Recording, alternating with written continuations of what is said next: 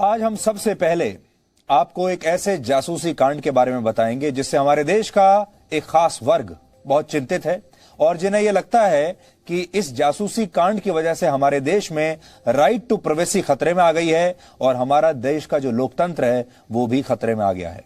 आपको बता दें कि पेगासस मामले में केंद्र सरकार को सुप्रीम कोर्ट से झटका लगा है। सुप्रीम कोर्ट ने सिलसिलेवार ढंग से केंद्र सरकार को बड़े कटघरे में खड़ा किया है और कहा है कि देश का एक एक नागरिक जो है उसको अधिकार है कि उसकी निष्ठा और जीने की स्वतंत्रता उसकी बनी रहे और इसके लिए वो संरक्षण देने के लिए अदालत पूरी तरह तैयार है। वो परहेज नहीं करेगा किसी भी तरह के आदेश देने के लिए।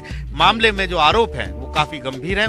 सरकार ने कहा यह खबर पूरी तरह से निराधार है, वो किसी जासूसी में शामिल नहीं है। जासूसी कांड पर सबसे बड़ी फेक न्यूज, ये बेसिर पैर की खबर है, मनगढ़ंत है, झूठ है। झूठ के पैर नहीं होते, ऐसे ही इस कहानी के भी पैर नहीं है। देश की चुनी हुई सरकार की सफाई पर विपक्ष को आखिर भरोसा क्यों नहीं? सरकार पर भरोसा रखिए। कोर्ट ने सरकार की तमाम दलीलों को ठुकरा दिया, साफ कहा कि राष्ट्रीय सुरक्षा के नाम पर किसी की निजता का हनन नहीं किया जा सकता। सुप्रीम कोर्ट ने अपने फैसले में भी जिक्र किया है कि केंद्र सरकार को कई मौके दिए गए लेकिन केंद्र सरकार ने हलफनामा दाखिल नहीं किया और जो कुछ कहा वो पूरी तरह स्पष्ट था।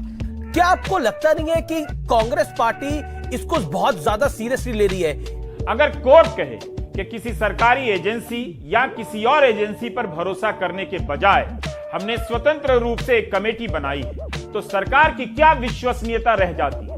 अदालत को कहना पड़ा कि उसे मूक दर्शक बनाने की कोशिश नहीं की जानी चाहिए। क्या यह टिप्पणी शर्मनाक नहीं है?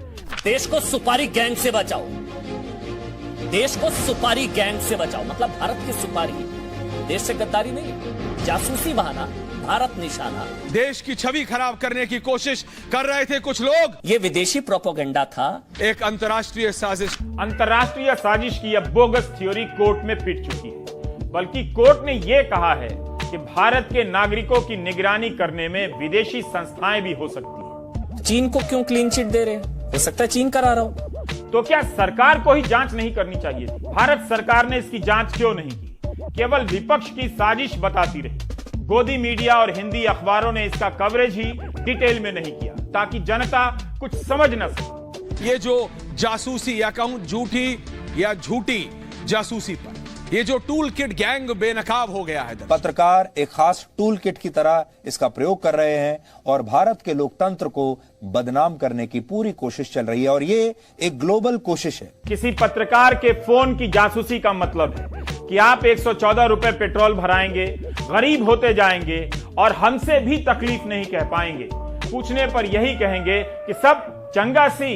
इसलिए कोर्ट ने कहा कि पत्रकारों के सूत्रों की सुरक्षा बहुत जरूरी है।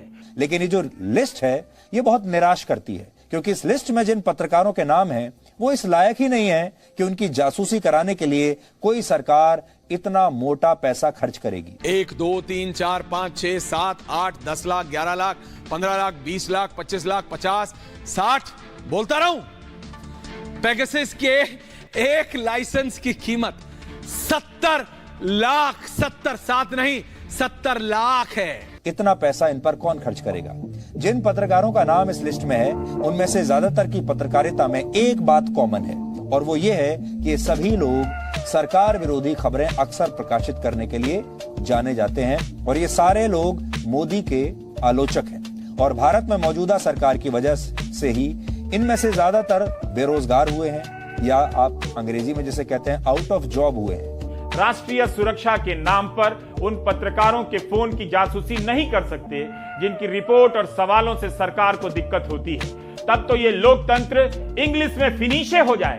टाइम में ब्रेक ले लीजिए, लेकिन इस सुंदर लोकतंत्र पर नजर रखने के काम से कभी ब्रेक मत लीजिएगा।